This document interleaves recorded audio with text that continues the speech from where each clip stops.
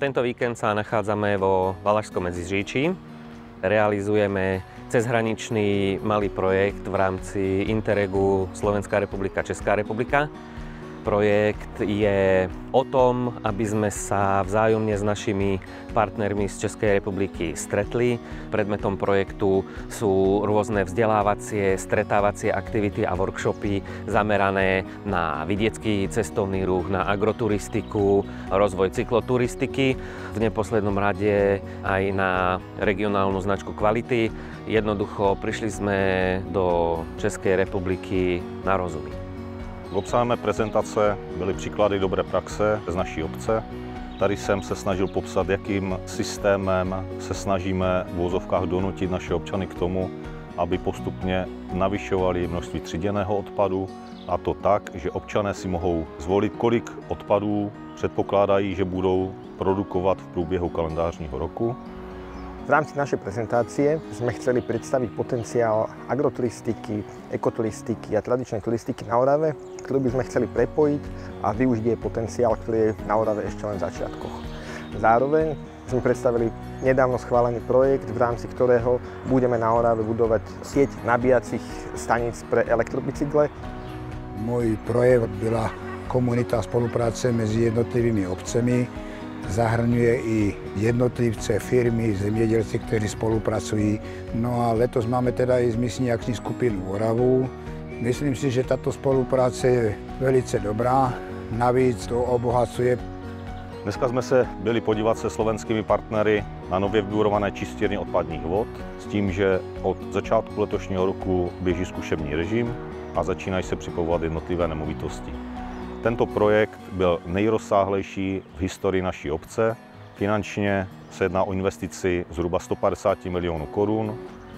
Farma Igora Dobeše ve Stříteži nad Bečvou, kde jsme se byli dneska také podívat, stala se vlastně ekofarmou roku 25. Aby jsme se mohli podívat, jakým způsobem se chovají ke svému hospodářství a dokáží zprocesovat své výrobky a dostat je na trh tou ekologickou formou. Na tuto ekofarmu jsme vyrazili s partnery na kolech po cyklostezkách, kterých máme tady v regionu dostatek. V poslední době se hodně investovalo do této technické infrastruktury, takže jsme mohli projet kouskem regionu po našich cyklostezkách.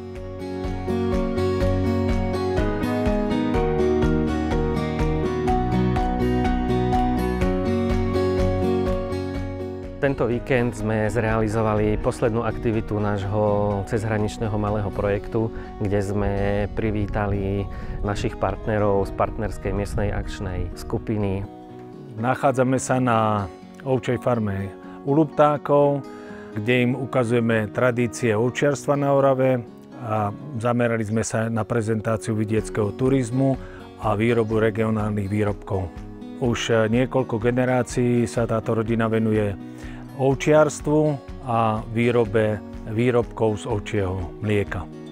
Urobili sme si malú prezentáciu o našej rodinnej farme, ktorú rozvíjame už 30 rokov a tiež sme im sa snažili priblížiť, ako všetky naše výrobky prichádzajú na bežný stôl, od ranného podojenia, spracovania až po samotnú výrobu tradičných oravských korbáčikov.